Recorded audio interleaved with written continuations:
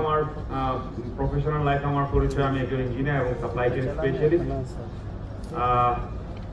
অনেক জায়গায় আমার বক্তৃতা দেওয়ার সুযোগ হয়েছে আলহামদুলিল্লাহ। বিশেষ করে জুলাই অভ্যুত্থানের পরে আমি অনেক জায়গায় আমাদের যে ব্যথা বেদনা, আমাদের গুম খুনে, আমাদের উপর হওয়া গুম খুনের যে অত্যাচার নির্যাতন, সেগুলো নিয়ে আমরা কথা বলেছি। আমরা চেষ্টা করেছি যে আমরা গুম ফেরত ব্যক্তির যারা আছি, আমাদের একটা প্ল্যাটফর্ম যেটা হচ্ছে ভয়েস অফ অ্যান পার্সন, এটার মাধ্যমে যারা এই বাংলাদেশে গুম খুনের যে ব্রুটালিটি চলেছিল সেই গল্পগুলো সামনে আনার চেষ্টা করেছি বিভিন্ন ভিকটিমের ভয়েসের মাধ্যমে। এরপরে আমরা চেষ্টা করেছি যারা বন্দী আছে তাদের জন্য কিছু করার জন্য, কখনো ভয়েডের মাধ্যমে হোক, কখনো এই বৈষম্যহীন কারামুক্তি আন্দোলনের মাধ্যমে হোক, কখনো শায়েখ হারুনি জাহারের মাধ্যমে হোক।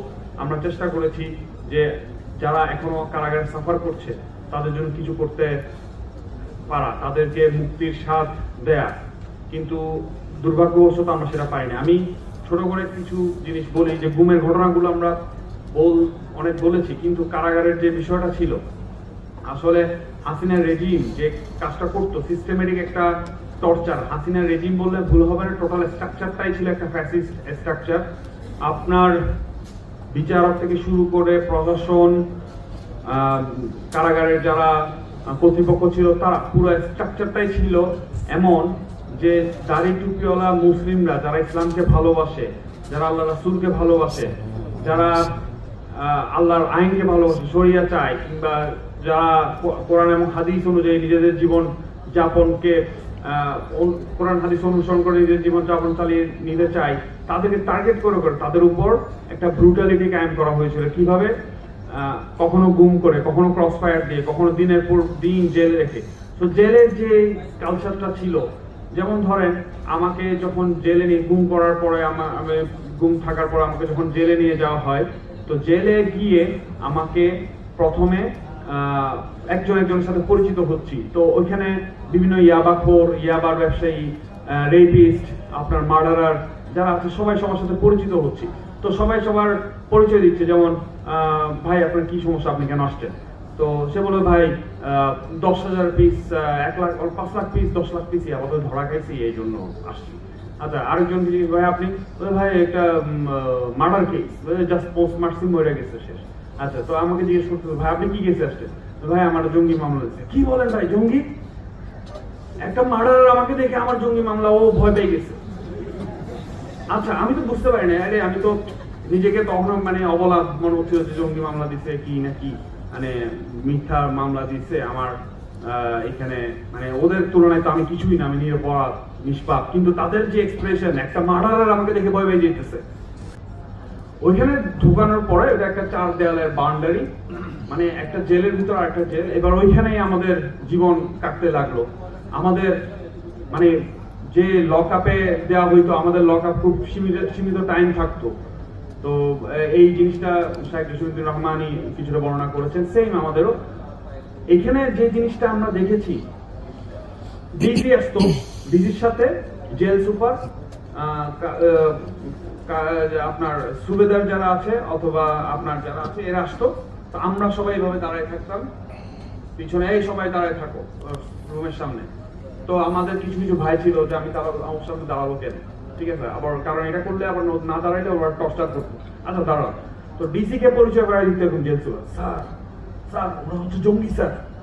হ্যাঁ স্যার, ও তো ইঞ্জিনিয়ারিং পড়ছে স্যার, জঙ্গি হয়ে গেছে স্যার, জীবন তছনছ হয়ে গেছে।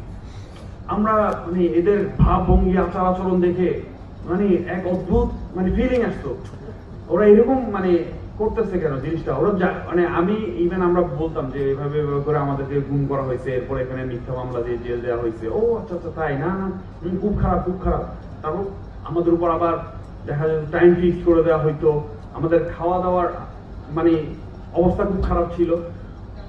তো আমরা দেখতাম মার্ডারার যে রেপিস্ট, যে ইয়াবার ব্যবসায়ী, হ্যাঁ, দুনিয়ার যত নোংরা নিকৃষ্ট প্রকারের পাপীরা, এরা কি করতেছে, খোলা মাঠে ঘুরতেছে, হাঁটতেছে।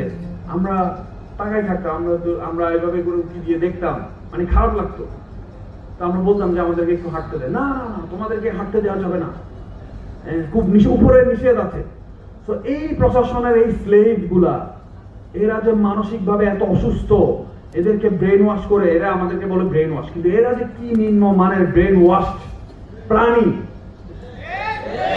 এরা নিজেরাই যে কি পরিমাণ অমানবিক, এটা আপনারা যদি যারা জেল জুলুম, অন্তত দাড়ি টুপিওয়ালা মানুষরা ইসলামের জন্য যারা জেল জুলুম ফেস করে না, তারা কখনোই বুঝবেন না।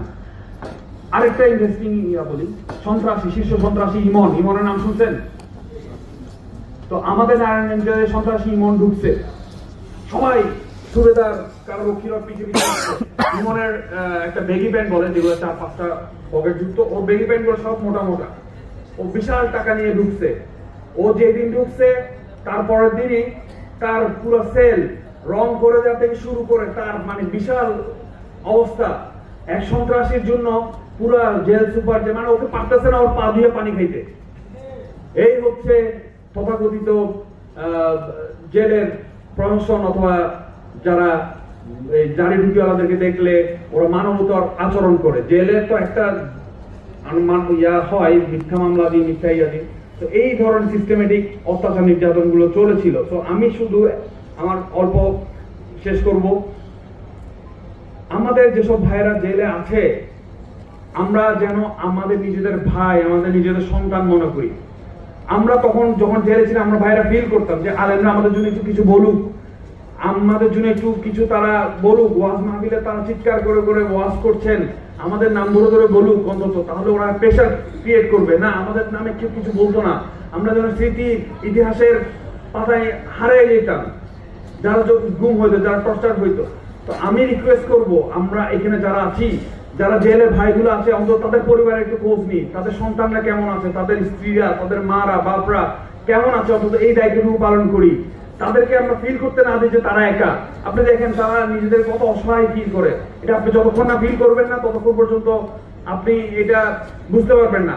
আর এটা যদি না করেন, আগামীতে যখন আপনার সন্তান হবে, আপনার আত্মীয় স্বজন হবে, কিংবা আপনি নিজে হবেন, তখন আপনার এই সেম জিনিসটা করতে থাকবে। তো واصبر وما صبرك إلا بالله ولا تحزن عليهم ولا تك في ضيق مما يمكرون إن الله مع الذين اتقوا والذين هم محسنون